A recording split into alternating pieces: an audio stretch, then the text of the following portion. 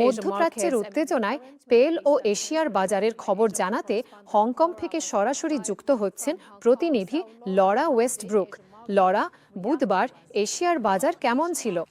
হ্যাঁ, বুধবার এশিয়ার বাজারগুলো সত্যিই খুব সাবধানে এগোচ্ছে। এখানে হংকংয়ে হ্যাংসেং ইন্ডেক্স বেশ চড়া ছিল, পাশাপাশি দক্ষিণ কোরিয়ার কসপিও কিছুটা বেড়েছে। তবে তাইওয়ানের শেয়ারগুলো চাপের মুখে আছে।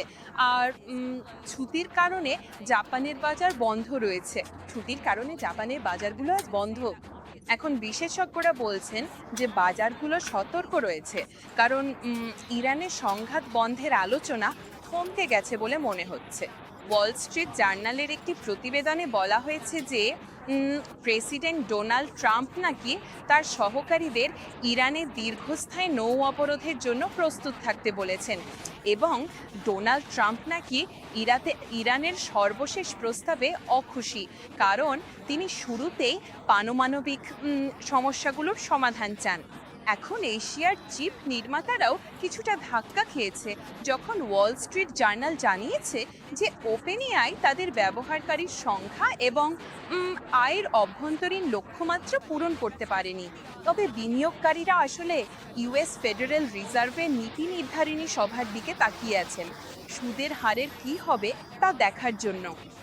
সুদের হার স্থিতিশীল থাকবে বলে কিছু প্রত্যাশা রয়েছে, তবে মুদ্রাস্ফীতি নিয়ে কি বলা হয় সেদিকেও মানুষ নজর রাখবে, কারণ আমরা দেখেছি মধ্যপ্রাচ্যের সংঘাতের কারণে জ্বালানি খরচ অনেক বেড়ে গেছে। আর বিনিয়োগকারীরা আগামী কয়েকদিনের মধ্যে অ্যাপেল, মেটা, অ্যালফাবেট এবং অ্যামাজন থেকে আসা বিপুল পরিমাণ প্রযুক্তি আয়ের খবরের জন্য অধীর আগ্রহে অপেক্ষা করছেন। বিশেষজ্ঞদের মতে এটি আসলে এআই চালিত তেজিবাজারের একটি পরীক্ষা হবে, যা সাম্প্রতিক সপ্তাহগুলোতে এশিয়ার শেয়ার বাজারকে চাঙা করতে সাহায্য করছে। লরা, তেলের দাম সম্পর্কে বলো। হ্যাঁ, তেলের দাম দিন দিন ধীরে ধীরে বাড়ছে। বিশ্ব তেলের মানদণ্ড ব্রেন্ট ক্রুড প্রতি ব্যারেলে প্রায় $111 পৌঁছেছে।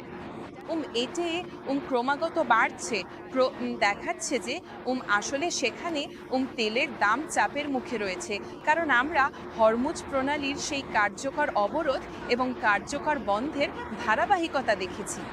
আর এই শান্তি আলোচনা থমকে যাওয়ার উদ্বেগের মধ্যে ব্যবসায়ীরা লক্ষ্য রাখছেন এবং অপেক্ষা করছেন যে মধ্যপ্রাচ্যে সংঘাত অবসানে কূটনৈতিক ক্ষেত্রে কোনো অগ্রগতি হয় কিনা। সংযুক্ত আরব আমিরাত থেকে ওপেকের এই আকস্মিক প্রস্থানের বিষয়টি নিয়েও বাজারগুলো এখন বিশ্লেষণ করছে। এটি তৃতীয় বৃহত্তম তেল উৎপাদনকারী দেশ, এবং তাই এটি একটি উল্লেখযোগ্য পদক্ষেপ।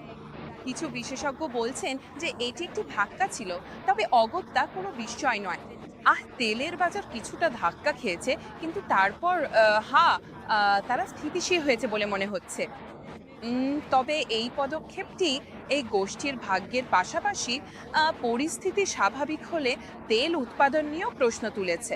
আর আমরা আরও দেখেছি ব্যবসায়ীরা ওয়াল স্ট্রিট জার্নালের সেই প্রতিবেদনটি বিশ্লেষণ করছেন যে ডোনাল্ড ট্রাম্প নাকি তার সহযোগীদের ইরানের দীর্ঘায়িত অবরোধের জন্য প্রস্তুত হতে নির্দেশ দিয়েছেন, যেখানে হরমুজ প্রণালী তেলের বাজারের জন্য একটি মূল কেন্দ্রবিন্দু। এটি এখনও কার্যকরভাবে বন্ধ রয়েছে, কারণ আমরা উভয় পক্ষ থেকেই এই কার্যকর দ্বৈত অবরোধ দেখেছি, ইরান এবং সেই সাথে মার্কিন যুক্তরাষ্ট্র। এর ফলে জাহাজগুলো আপনি জানেন কার্যকরভাবে খুব ধীর গতিতে চলছে বা স্থবির হয়ে পড়েছে, এবং এটি বাজারকে সংকুচিত করে চলেছে এবং তেলের বাজারে খুব একটা স্বস্তি দিচ্ছে না।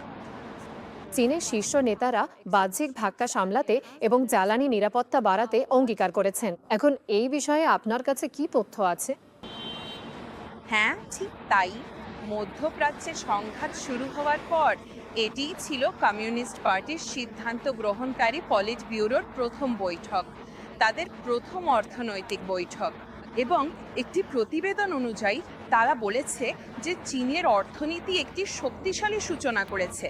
এটা কিছুটা স্থিতিস্থাপকতা প্রদর্শন করছিল, তবে তারা এও বলেছে যে সামনে অসুবিধা এবং চ্যালেঞ্জ রয়েছে।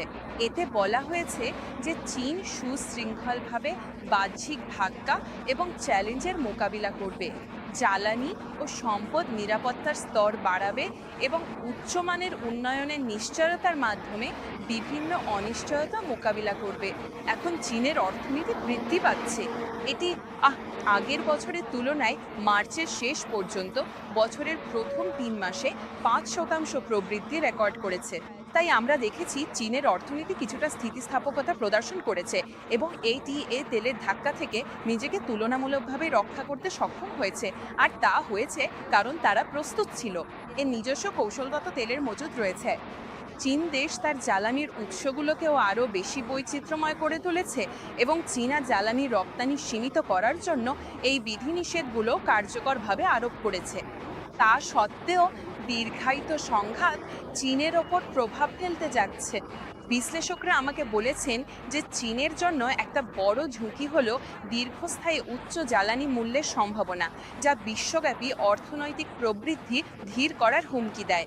এটি চীনা রপ্তানির চাহিদার ওপর প্রভাব ফেলতে পারে, যা এর অর্থনৈতিক প্রবৃদ্ধির জন্য অত্যন্ত গুরুত্বপূর্ণ। To its economic growth.